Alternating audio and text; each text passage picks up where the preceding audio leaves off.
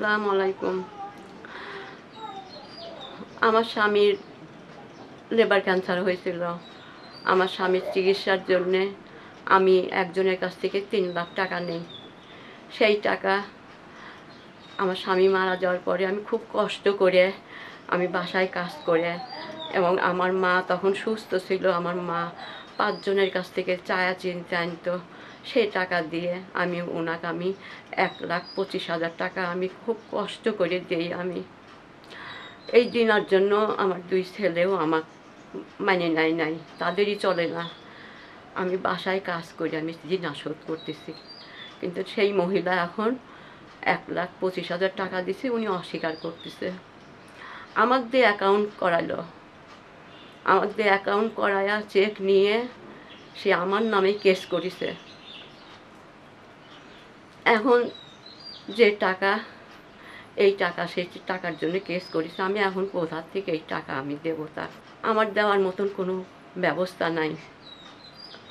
আমি বাসায় ২ বাসায় কাজ করি, আমি ৪,০০০ টাকা পাই। আমি ওইটা দিয়ে আমি ঘর ভাড়া দিই। আমার মা পঙ্গু, আমার মা নিয়ে আমি থাকি। এখন আমি কি করবো? এখন আপনাদের কাছে এই আবেদন, আপনারা আমার সাহায্য করেন। আমি না হলে পরে আমি ওনার ঋণও শোধ করতে পারবো না, আমি মরে যাব। আমাকে ওনারা কেস করেছে, আমাকে জেলে পাঠাবি। আমি যদি জেলে যাই, আমার মা পঙ্গু, আমার মা কি করে? আমার মা দেখার মতন কেউ নাই। এই আবেদন আপনাদের কাছে আমার। আমি খুব অসহায়, আমার কেউ বলতে কেউ নাই আমার। আপনারা যদি আমাকে সাহায্য না করেন, তাহলে আমার দেখার মতন কেউ নেই।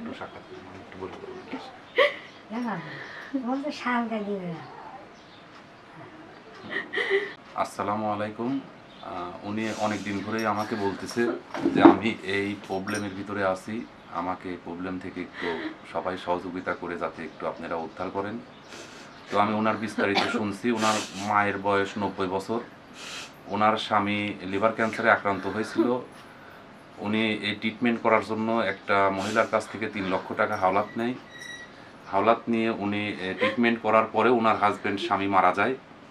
মারা যাওয়ার পরে এই ঋণ উনি খুব কষ্ট করে ১,২৫,০০০ টাকা পরিশোধ করছে, কিন্তু ওই মহিলা এখন অস্বীকার করতেছে যে আমাকে ৭৫,০০০ টাকা শোধ করা হয়েছে।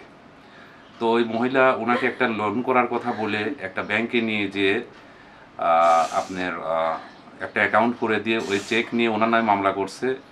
তো ওই মামলায় যদি এখন উনি জেলে চলে যায়, তাহলে ওনার বৃদ্ধ মা, যার বয়স ৯০ বছর, সে তাকে দেখার কেউ নেই, সে মৃত্যুর শয্যায়, এবং সে জেলে গেলে পারে সে অবধারিত মৃত্যুর কোলে ঢলে পড়বে। তো উনি ইনসাফ ফাউন্ডেশনের কাছে আকুল আবেদন জানাচ্ছে। ইনসাফ ফাউন্ডেশন সহ সর্বস্তরের বিত্তবানদের কাছে উনি আকুল আবেদন করছে আপনাদের একটু সহযোগিতা, একটু ভালোবাসা ওনার এই ঋণ পরিশোধের ব্যবস্থা করে দিতে পারে। তো সবাই মিলে আমরা আসুন, ওনাকে একটু সহযোগিতা করি, মানবিকতার দৃষ্টি থেকে ওনাকে একটু সহযোগিতা করে ওনাকে এই বিপদ থেকে আমরা উদ্ধার করি।